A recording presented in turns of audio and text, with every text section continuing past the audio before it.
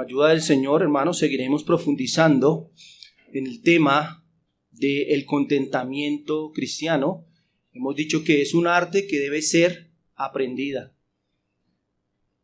Por supuesto, teniendo a nuestro buen Señor Jesucristo como el gran maestro y llegando a su escuela con humildad. He aprendido a contentarme cualquiera que sea mi situación, expresó el apóstol Pablo. Y aquí estamos nosotros en esta mañana de nuevo, aprendiendo a estar contentos y fortalecidos en Cristo.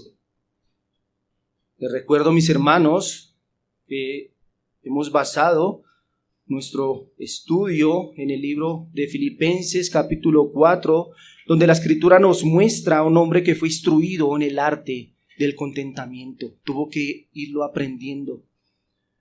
Debemos decir entonces que el contentamiento del apóstol Pablo se basaba en su unión con Cristo, pero también en su teología. Él sabía que la teología es más que teoría, que más bien es la clave que nos permitirá entender la vida misma. Ese contentamiento que sentía en cualquier condición de su vida se apoyaba en el conocimiento del carácter de Dios y sus obras. Pablo estaba contento porque sabía que su condición había sido determinada por su Creador. Entendía que Dios era quien le proveía tanto dolor como placer en la vida, todo para el cumplimiento de sus propósitos. Podemos entonces decir que la clave de su contentamiento era la sumisión absoluta al gobierno soberano de Dios en su vida. Existe, mis hermanos, una doctrina que le hace muy bien al entendimiento del contentamiento cristiano conocerla correctamente, comprenderla, aceptarla y vivirla. Nos ayudará a estar tranquilos y confiados en medio de las dificultades. Para la mayoría de nosotros no es ajena y de hecho hace muy poco recibimos una serie de estudios sobre ella. Esa doctrina enseña que Dios ejerce sobre todas sus criaturas una fuerza protectora y preservadora, que Él opera en todo lo que tiene que suceder en el mundo y que dirige todas las cosas para el cumplimiento de sus propósitos eternos. Entonces, cuando usted escuche esta doctrina, debe traer a su mente lo siguiente: preservación, concurrencia y gobierno. Dios cuida y protege, opera y dirige lo que creó. Dios gobierna al universo entero y eso significa que aún los detalles más pequeños están bajo su control.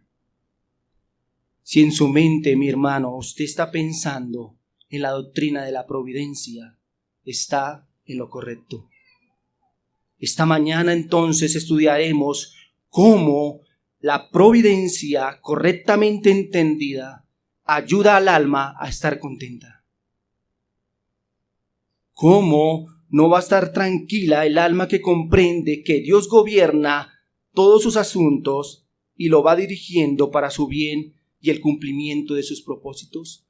¿Cómo no traer contentamiento a nuestra alma sabiendo que tenemos un Dios que todo, absolutamente todo lo controla? Hasta los detalles más pequeños de nuestra vida lo controla. El contentamiento se halla no solo aceptando la providencia o las providencias de Dios, sino aceptando y amando al Dios de la providencia. El contentamiento no es una determinación mental para mantenernos satisfechos, sino una disposición del alma. Cuanto más fuerte sea la fe, mayor contentamiento habrá con la voluntad de Dios. Ya hemos dicho que el contentamiento cristiano no se encuentra en situaciones favorables ni en las muchas riquezas, sino solamente en el Dios Trino. Quien va a estar contento es aquel que vive en relación con Cristo, en obediencia y servicio al Señor y dependencia de su Espíritu. El estudio que he traído esta mañana lo he titulado El contentamiento cristiano y la providencia. El contentamiento cristiano y la providencia. desarrollaremos nuestro estudio dando 4 características de la providencia de Dios que nos ayudarán en el aprendizaje del contentamiento cristiano, y terminaré con algunas aplicaciones. Antes, mis hermanos, de entrar en estas 4 características de la providencia, quisiera dar una definición de lo que es la providencia. No voy a hacer el estudio de la providencia, creo que ya hemos recibido un estudio extenso de lo que es la providencia, pero quiero darle a usted la definición para que su mente vaya adaptando o vaya comprendiendo lo que vamos a ir desarrollando de este tema. Así que podemos decir que la providencia, hermanos, puede definirse como aquel continuo ejercicio de la fuerza divina por medio de la cual el Creador preserva a todas sus criaturas, opera en todo lo que tiene que suceder en el mundo y dirige todas las cosas hacia su determinado fin. Eso es la providencia. Muchos dicen que Dios creó, pero que hasta ahí llegó su gobierno. Dios creó y abandonó. No. Nosotros creemos, hermanos, que Dios creó, pero Dios sigue rigiendo, sigue gobernando y sigue sustentando toda su creación.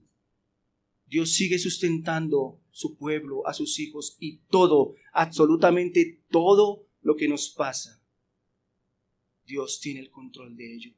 ¿Por qué? Porque Él cumplirá sus propósitos. Así que entremos entonces en nuestro tema, y es las características de la providencia que nos harán entender o nos ayudarán a entender que Dios es un Dios que todo lo controla, y esto traerá contentamiento a nuestro corazón. La primera característica que quiero que veamos de la providencia es su alcance.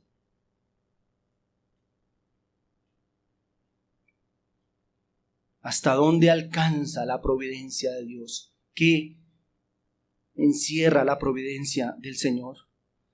El alma que quiere estar contenta debe comprender hasta dónde llega la providencia del Señor. Debe tener claro que Dios gobierna todas las cosas en general, todo el universo, no solo lo magno, los grandes asuntos de los reinos, como las guerras, los desastres naturales, sino que su alcance llega hasta la familia más pequeña, a cada persona, a cada suceso que le ocurre, hasta la más pequeña de las criaturas. Entonces, Dios no solo creó y dio leyes naturales, sino que además de eso dirige y ha direccionado en todos los tiempos, todos los eventos del mundo. Nada, absolutamente nada pasa por casualidad. Nada. Entonces, el alcance de la providencia es universal. Quiero que miremos, hermanos, a través de la Escritura, textos que nos muestran claramente cómo Dios gobierna desde lo más grande hasta lo más pequeño, desde lo más magno hasta lo más, digamos, para el hombre significante. Así que voy a dar textos donde Dios tiene el control sobre todo el universo. El Salmo 103, 19, que nos dice: Jehová estableció en los cielos su trono y su reino domina sobre todos. Daniel 4:35, texto muy conocido: todos los habitantes de la tierra son considerados como nada.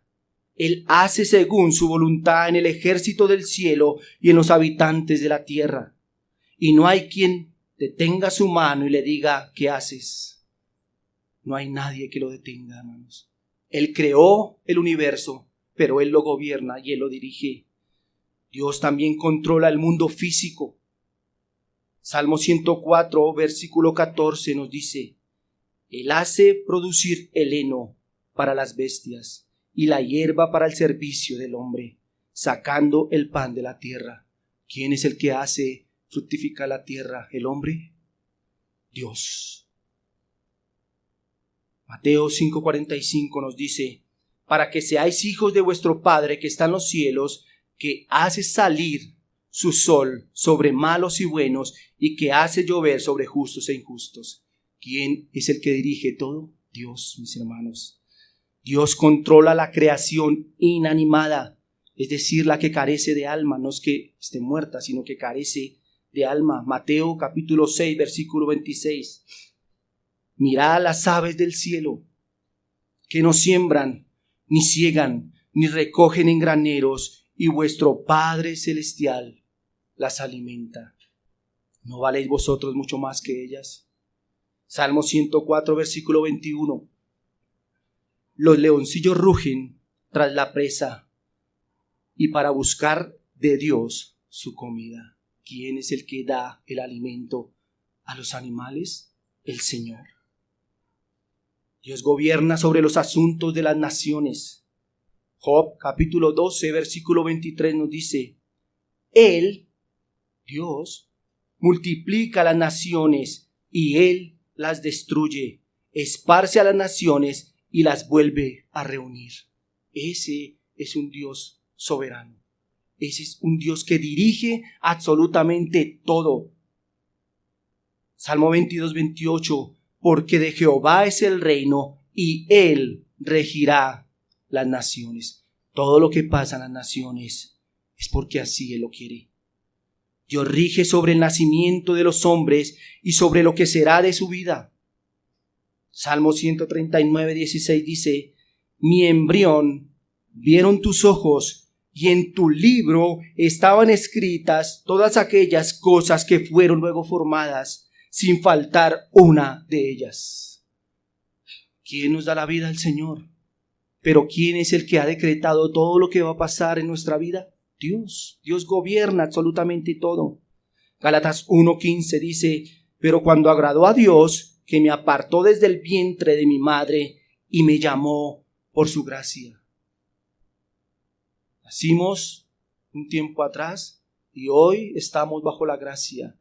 ¿Por qué? Porque Dios lo quiso así. Dios dirigió absolutamente todo. Dios dirigió el lugar de nuestro nacimiento, la hora de nuestro nacimiento, el día que era. Pero no solamente de nuestro nacimiento físico, sino de nuestro nacimiento espiritual. Todo lo dirige Él. Dios gobierna, Dios dirige sobre los sucesos y fracasos externos en la vida de los hombres. Salmo 75, versículos 6 y 7 nos dice: Porque ni de oriente ni de occidente, ni del desierto viene el enaltecimiento. Mas Dios es juez, a este humilla y a aquel enaltece. Dios humilla y Dios enaltece. No es el hombre, es Dios. Lucas 1:52. Quitó de los tronos a los poderosos y exaltó a los humildes. Él gobierna todo, mis hermanos.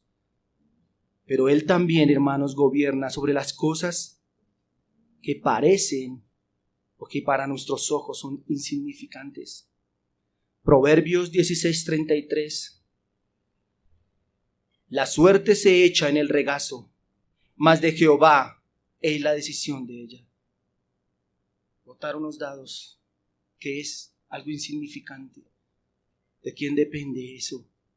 El resultado de Dios. Entendamos eso. Dios gobierna los asuntos más pequeños. Mateo 10:30, hermanos. Pues aún vuestros cabellos están todos contados. ¿Qué es para usted que se le caiga un pelo? No, uno, ¿no? O sea, no mucho. Yo sé que cuando usted ve la bañera, pero que se le caiga un pelo, ¿qué es para usted? Algo insignificante. Pero aún dice la Escritura que ni uno de ellos cae sin que Dios lo permita. Eso es un gobierno total de Dios. Dios dirige todo.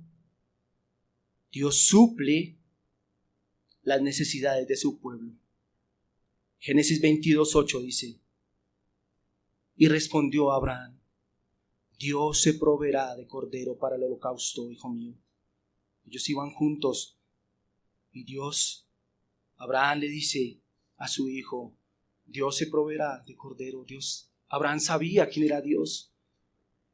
Era su proveedor. Filipenses 4:19. Mi Dios, pues, suplirá todo lo que os falta conforme a sus riquezas en gloria en Cristo Jesús. Dios sustenta a sus hijos. No depende de usted, no depende de mí. No, descanse en eso, hermano. Descansemos en eso. Así que, hermanos, me he encargado de una manera veloz de hacerle ver por las Escrituras cómo Dios gobierna, preserva y dirige todas las cosas desde lo más grande, el universo, el mundo, la creación, hasta lo más particular, las naciones, los hombres y su pueblo. Un hombre llega al contentamiento cuando entiende que nada de lo que le sucede, sea bueno o malo, se escapa a la providencia del Dios infinito. Cuando un corazón entiende la infinitud de Dios, que alcanza hasta las cosas más pequeñas, como dice la Escritura, hasta el gorrión que cae en tierra, Dios tiene el control de él. El hombre puede cazar las aves, pero solamente si Dios lo permite. Eso es un control absoluto. Cuanto más la providencia alcanza a los hombres deben entender que Dios controla absolutamente todo de ellos. Allí es donde el alma encuentra contentamiento, entendiendo que Dios dirige y gobierna hasta los asuntos más pequeños de nuestra vida. Él lo hace. La Escritura no lo dice. Si Él gobierna las criaturas inanimadas, si un pajarillo no cae al suelo sin que Él lo permita, decía en Mateo, si Dios alimenta a los pájaros, ¿cuánto más a ustedes, hombres de poca fe? ¿Cuánto más a nosotros como sus hijos? La providencia alcanza de manera especial a sus hijos. Entonces el corazón lleno de gracia se ejercita en esto, y cuando viene la prueba, cuando viene la aflicción, cuando vienen las dificultades, aquellos hombres y mujeres que han comprendido la providencia del Señor, ellos meditan en esta verdad y traen paz a su alma, recordando que Dios gobierna, que Dios dirige, que Dios le está llevando por un camino que Él mismo ha trazado para el cumplimiento de sus propósitos. Que nada, ningún suceso, por insignificante que parezca, se escapa de su alcance. Pero de igual manera o de igual importancia que entender su alcance es entender su eficacia. Esto me lleva entonces a mi segunda característica de la providencia.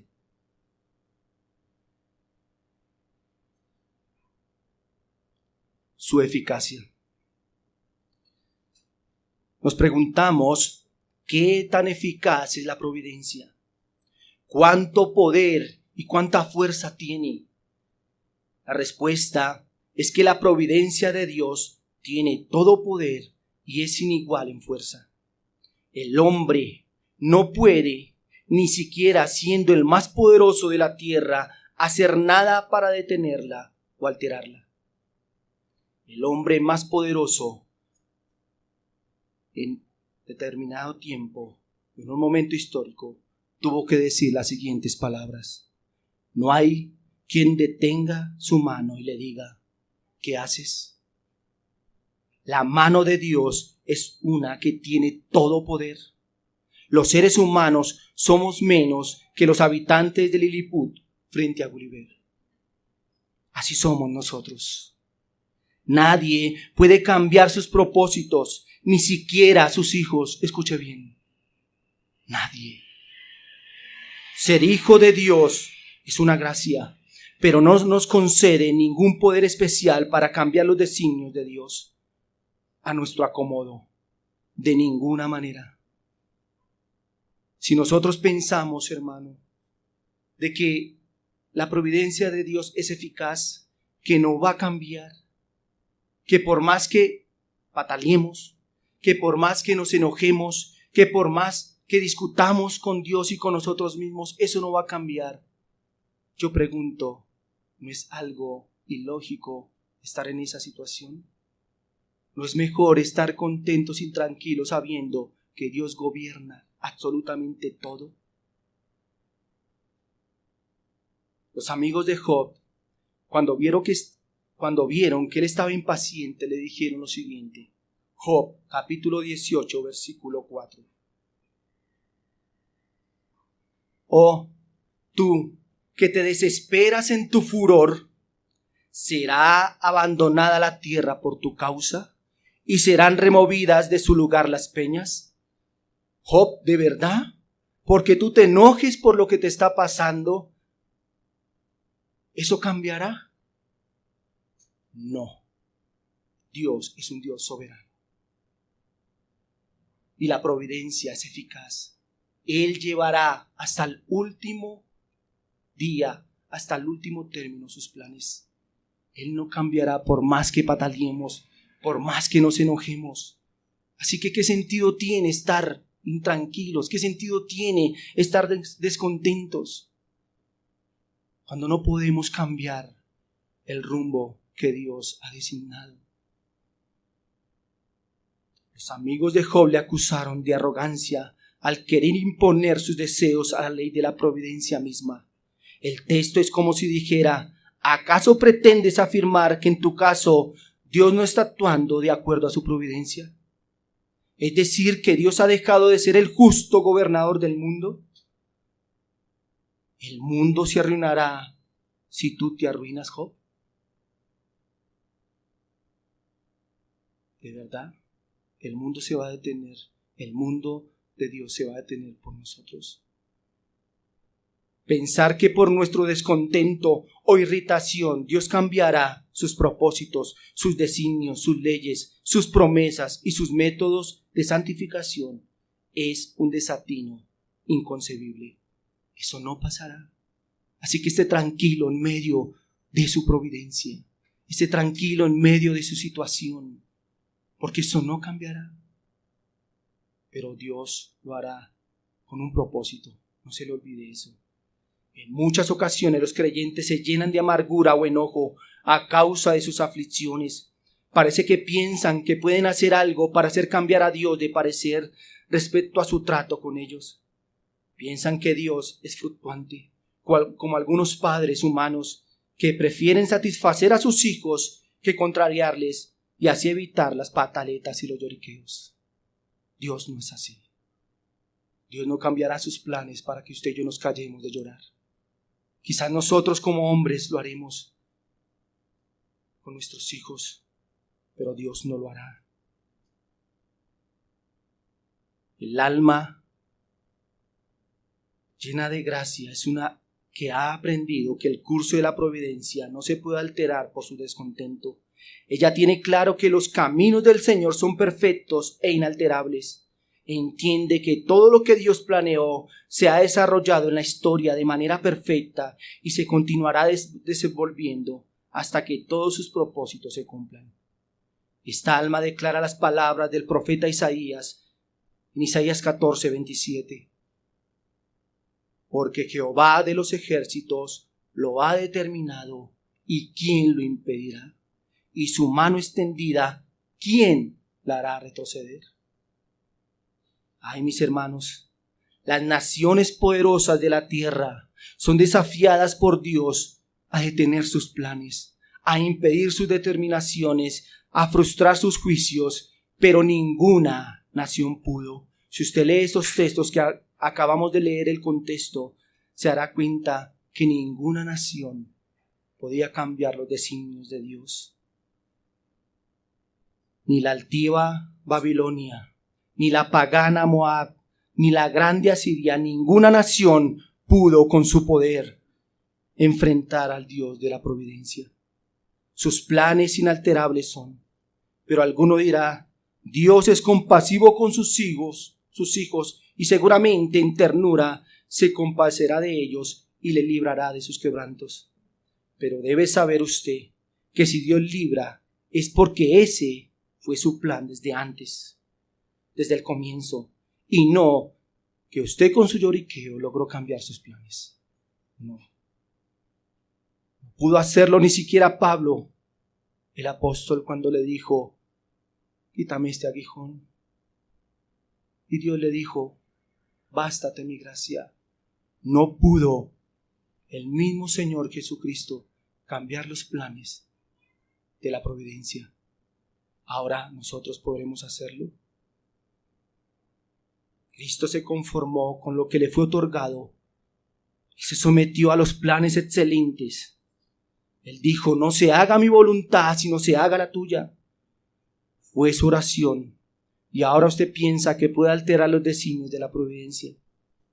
Por tanto, hermano, carece de sentido desesperarse, desanimarse, enojarse por los rumbos de la providencia. Ahora, cuál lógica es la actitud de confianza, descanso y dependencia absoluta en Él. Cuánta fe tiene el alma que confía en Dios, pues ella no reposa en su Señor por la razón. Nosotros no vivimos por vista, nosotros vivimos por fe, confiando en sus promesas. Por tanto, mis hermanos, nada alterará la senda que Dios ha trazado, sino que su providencia continúa con fuerza y poder. Nada puede debilitarla, nada puede alterarla. Y el alma que entiende estas cosas es un alma que está cada vez más cerca del contentamiento cristiano. Cada vez más cerca. Pero miremos entonces nuestra tercera característica de la providencia.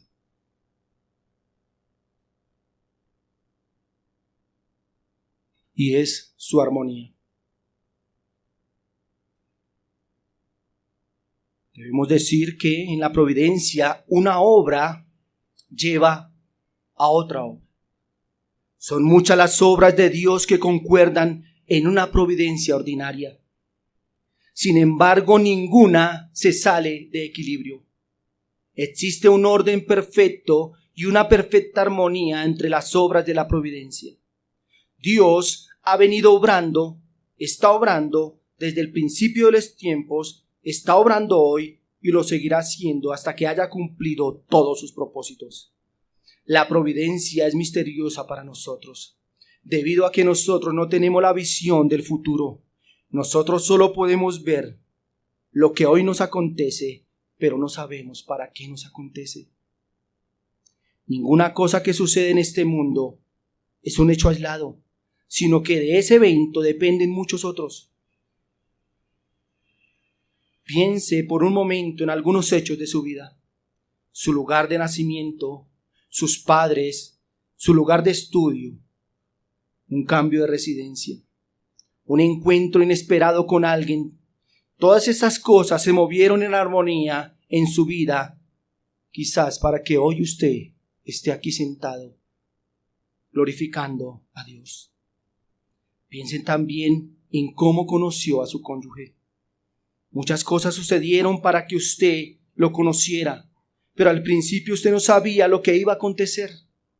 Esta es una de las razones por la que nos angustiamos, porque no conocemos toda la obra, todo el propósito de Dios. Solo miramos por partes, pequeños detalles, pero Dios tiene el control y tiene el conocimiento de la obra completa. Más es más, Él la planeó y aún más, Él la gobierna todo. Él gobierna todo para que esto se cumpla. Permítame darle un ejemplo para que su mente quizás pueda entender lo que dije. O bueno, si ya lo entendió, qué bueno. Pero piense en las máquinas que hoy tenemos. Son máquinas que necesitan engranajes, que necesitan piñones, van unidos, ¿sí? Pensemos en el motor de un carro. Él tiene diferentes funciones, pero está hecho de partes que deben moverse en una armonía para que la otra parte se mueva. Pero piensen en algo, hermano. Nosotros levantamos el capó, miramos el motor y decimos: ¿esta qué es? Como la correa de repartición. Sí, es la correa de repartición. ¿Alguno de ustedes sabe qué hace la correa de repartición? Bueno, hay unos que sí saben, otros que no. Pero nosotros nos fijamos en esa parte, ¿sí? Nosotros no tenemos la perspectiva completa de lo que esa pieza hace para que las otras se muevan. Nosotros no tenemos. Así somos nosotros con la providencia. Nosotros miramos solamente una parte. Miramos lo que nos está pasando. Miramos ese engranaje que se está moviendo en este momento, pero no miramos que ese engranaje se necesita mover para que se mueva otro. Por eso nos desesperamos, por eso nos angustiamos. ¿Por qué? Porque quizás ese engranaje nos está haciendo doler. Pero no sabemos que ese engranaje tiene que moverse para que pase otra cosa. Somos tan finitos, hermanos. Pero un entendimiento y una vivencia de lo que es la providencia de Dios, que una obra lleva a la otra, hará que nosotros tengamos un contentamiento. Cada parte de una maquinaria se engrana para que el motor funcione o la máquina funcione. De la misma manera funciona la providencia de Dios. Todas las obras juntas se acoplan y engranan para cumplir el fin que Dios desde la eternidad ha asignado. Pero si un niño se para frente de un motor, él ve solo piezas, solo partes. Él no conoce cómo funciona ni la dependencia que tiene una parte de la otra. Así somos nosotros, hermanos. Pero escúcheme algo. El mecánico, el ingeniero, él sí ve todas las cosas. Él sí conoce. Aquel que hizo ese motor sí sabe que esta parte tiene que moverse para que esta otra se mueva. Así es Dios. Dios fue el que nos creó. Y Dios sabe por qué tiene que moverse ese engranaje de su vida. Él lo sabe. Nosotros no. Pero nosotros, ¿qué tenemos que hacer? Descansar y creer en ese Dios que todo lo mueve, que todo lo controla. Los hombres no conocemos cómo funciona la providencia de Dios. No conocemos cómo funciona toda la máquina. Pero debemos descansar en el que es experto, en el que sabe qué engranaje está moviendo y que es necesario ese movimiento para que se cumplan sus planes. Les recuerdo, hermanos, en la Escritura, José, hijo de Jacob, él no conocía la obra completa cuando fue vendido. Un engranaje de la providencia de Dios se movió para que este hombre fuera vendido por sus hermanos. Pero si usted lee la Escritura, José tenía 17 años cuando fue vendido, cuando ese engranaje de la providencia de Dios se movió. Pero a los 30 años, 13 años después, lo vemos diciéndole a sus hermanos, no, ustedes no fueron los que me vendieron. Todo lo que pasó fue porque Dios lo había planeado desde el principio. Con esto quiero decirles algo, hermanos. Nosotros no sabemos si hoy la providencia mueve un engranaje para dentro de 20 años otro engranaje se mueva. Tú y yo no lo sabemos. Pero Dios sí lo conoce. Dios sí lo sabe. Génesis 37:2 y Génesis 41:46 no los vamos a leer, pero allí usted encuentra lo que acabo de decirle. José tenía 17 años cuando fue entregado y tenía 30 cuando fue puesto como gobernador. Observe cómo una pequeña pieza fue movida en tierra de Canaán. Un joven de 17 años fue vendido como esclavo por sus hermanos que le odiaban en gran manera. Pero 13 años después, este mismo joven recorre la tierra de Egipto, de la cual es gobernador. Dios moviendo sus engranajes para cumplir los propósitos de preservar el pueblo del cual vendría el Mesías. Ese fue el propósito de Dios. No exaltar a José. Fue preservar a un pueblo para que el Mesías naciera y para que usted y yo hoy estuviéramos aquí. Ve cuántos engranajes se mueven y cuántos engranajes se tendrán que mover. Mi hermano, usted no sabe cuántas cosas dependen de esta situación que le está aconteciendo en esta semana. Puede ser que Dios tenga un propósito a efectuar en 20 años, el cual dependa de esa situación que usted está viviendo. Entonces, si usted pelea con su providencia hoy, si usted se enoja y alterca con Dios, entonces déjeme decirle que usted está resistiendo a la voluntad de Dios para las cosas futuras que dependen de la condición que usted está viviendo hoy. Por eso, mis hermanos, el descontento es un gran pecado, es una gran maldad, porque es el deseo de cambiar un detalle de nuestra vida. Pero ese anhelo puede estar contrariando a Dios en 1000 cosas que Él tiene que realizar. Porque es imposible que 1000 cosas dependan de ese trato que Dios hoy tiene con usted. Si usted hoy dice, Dios mueve todos los engranajes, pero este no. Justo ese no. No, la enfermedad no. No, ese no lo muevas, Dios. Mueves todos los que quieras, pero ese no. La situación económica no, Dios, ese no.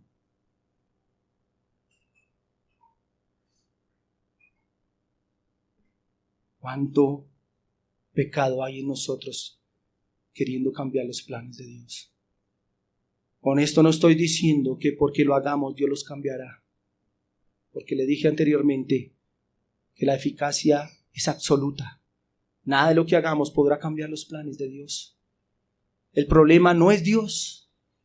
El problema es usted y yo. El problema no es que Dios cambie esos planes.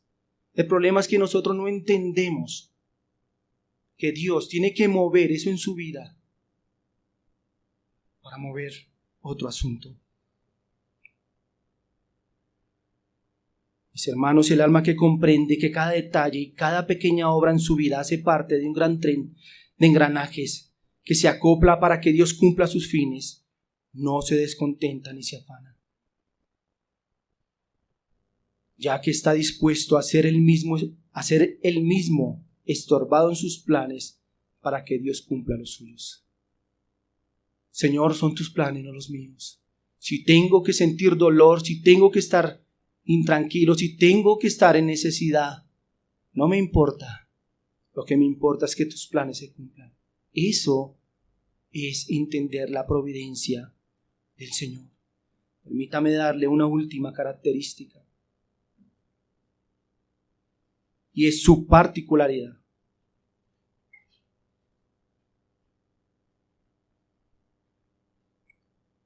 Le hace mucho bien, por supuesto, al creyente conocer la providencia en general. Pero el conocimiento correcto de la manera en que Dios en su providencia beneficia a su pueblo y a sus santos es una notable lección para ayudarnos en el arte del contentamiento. Dios gobierna todo, Dios sustenta todo, desde el universo hasta lo más pequeño, pero Él tiene un trato especial con sus hijos. Él gobierna a sus hijos. Por eso dijo el Señor, cuánto más a vosotros, hombres de poca fe.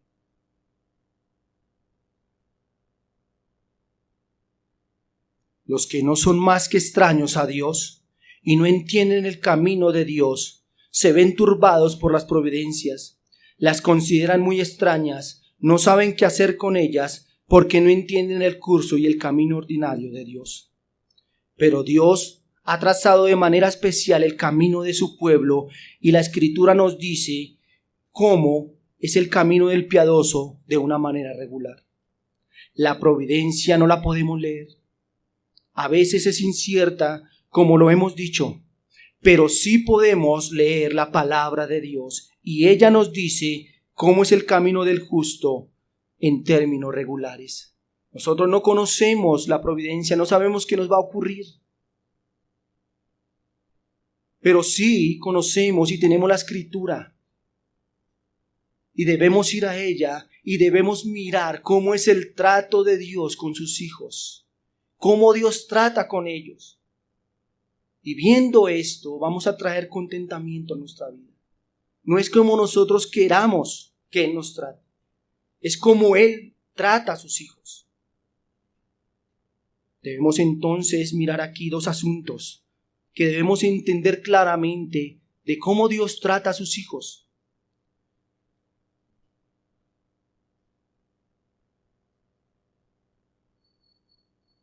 Primer asunto, es que Dios ha revelado en su palabra que desde el principio del mundo hasta hoy, su voluntad es que su pueblo tenga aflicción. Lo escuchó muy bien, hermano. La voluntad de Dios es que su pueblo tenga aflicción. Sé que desde muchos púlpitos se dicen que el Hijo de Dios no debería sufrir, que el Hijo de Dios no está aquí para sufrir ni para tener escasez.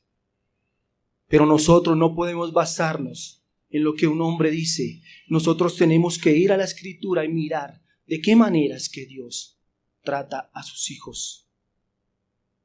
Ahora bien, los hombres que no entienden esto se sorprenden al oír que el pueblo de Dios está afligido. ¿Usted es cristiano y está en esa condición? Sí. Por supuesto que sí.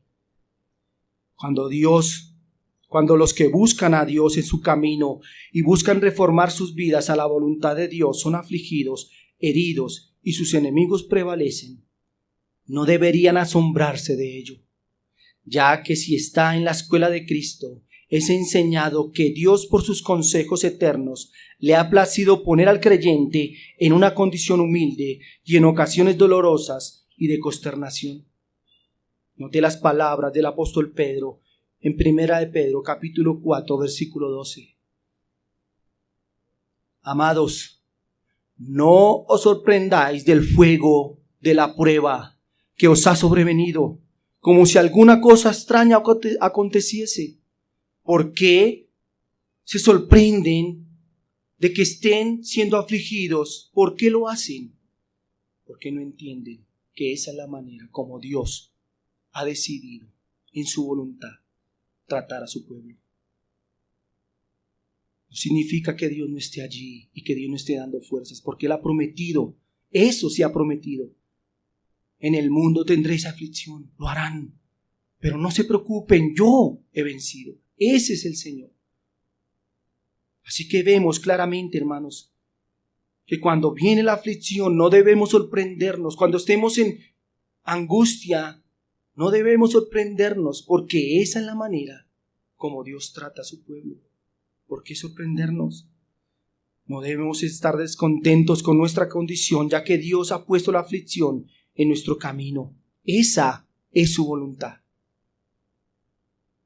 Segundo asunto, hermanos, es que si examinamos los caminos de los justos en la Escritura, podemos notar que antes de que el Señor le muestre una gran misericordia, le pasa por una gran aflicción o lo conduce a una condición muy baja. Dios parece obrar de forma contraria.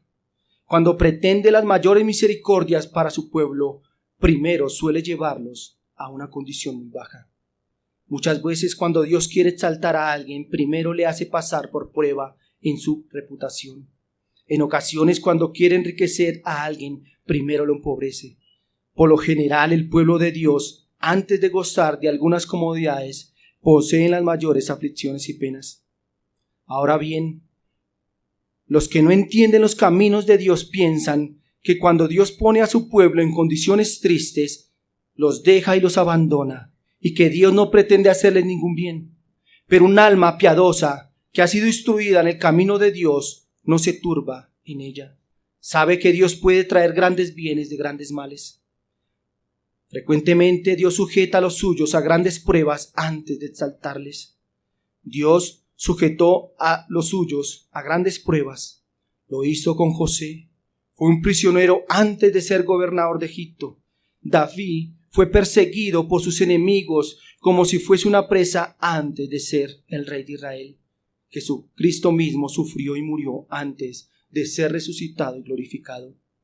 Lutero dijo lo siguiente: este es el camino de Dios. Primero nos humilla para poder levantarnos, nos mata para poder vivificarnos, nos vence para poder glorificarnos. Un poco antes del amanecer observarás que está más oscuro que en cualquier momento anterior. Dios hará que nuestras condiciones sean un poco más oscuras antes de que llegue la misericordia.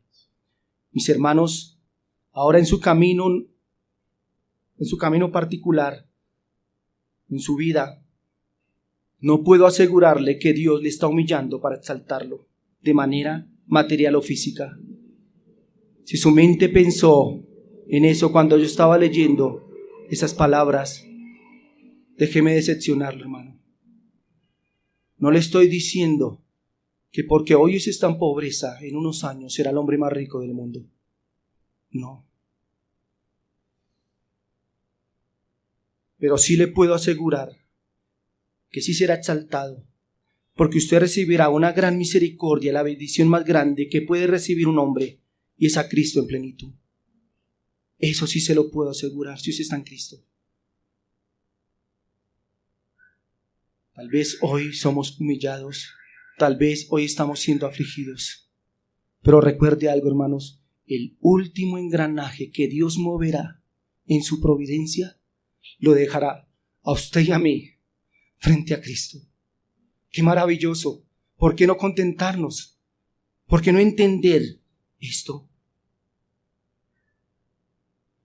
Algún día, como dice el himno, recibirá una corona en vez de una cruz, y su antigua condición, por humilde y precaria que sea, quedará en el olvido. Usted se olvidará de todo el sufrimiento que quizás tuvo que pasar aquí, cuando tenga frente a sus ojos al Creador, al Salvador, al que lo sostuvo y lo llevó a término. Permítame entonces concluir con lo siguiente. Descanse y halle fortaleza en la fidelidad de Dios. Cuando las cosas parecen inciertas y no sabemos por cuál camino de la providencia Dios está obrando, debemos pensar cuán inútil es llenarnos de preocupación, ansiedad. No podemos, por más que nos afanemos, añadir unos centímetros a nuestra altura. Poniéndonos ansiosos, solo desanimaremos nuestros espíritus, perderemos la paz y acarrearemos pecado a nuestras almas. No podemos cambiar ninguna cosa de nuestras circunstancias.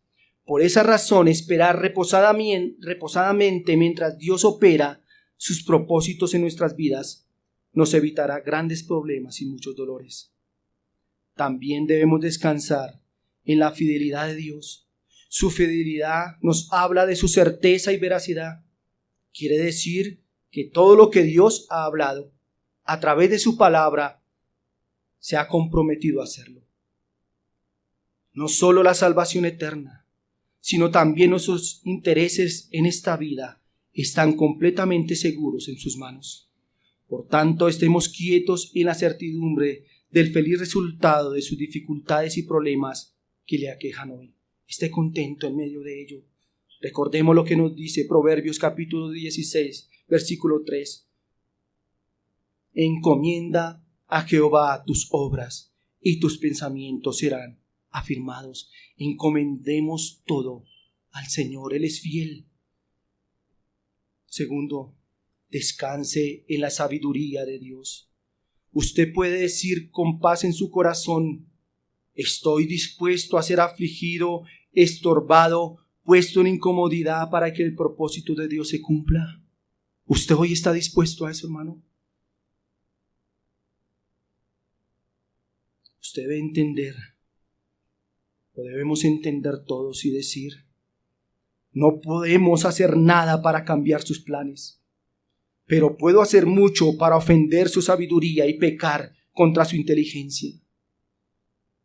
Qué insensato es usted cuando se comporta como un pequeño niño incapaz, pretendiendo reparar un motor y diciéndole al experto, al que lo hizo, que mejor haga las cosas como usted desea.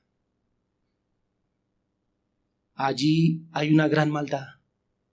No solo querer ser como Dios, sino pretender ser mayores que Él en sabiduría, ordenándole cómo hacer las cosas, qué engranajes mover y cuáles dejar intactos. Hermanos, tenemos una esperanza preciosa, y es que aunque no conocemos el camino de la providencia que ha preparado para cada uno de nosotros, no conocemos cuántos engranajes moverá el Señor en nuestras vidas. No sabemos si perderemos la salud que hoy gozamos o perderemos las posiciones que hoy tenemos. Pero sí sabemos, y se lo repito, que el último engranaje que se moverá en nuestras vidas nos dejará cara a cara con nuestro Salvador. Si esta esperanza no le trae contentamiento, entonces déjeme decirle que nada, absolutamente nada lo hará. Si el ver a su Salvador, la esperanza que usted tiene, eso es lo que nadie le puede quitar. Nos pueden quitar las posesiones, nos pueden quitar la vida, pero a Cristo nadie. Si eso no nos trae contentamiento, absolutamente nada lo hará. Por tanto, hermanos, descansen en que Dios es sabio y que sus caminos están llenos de sabiduría y de ciencia. Oremos.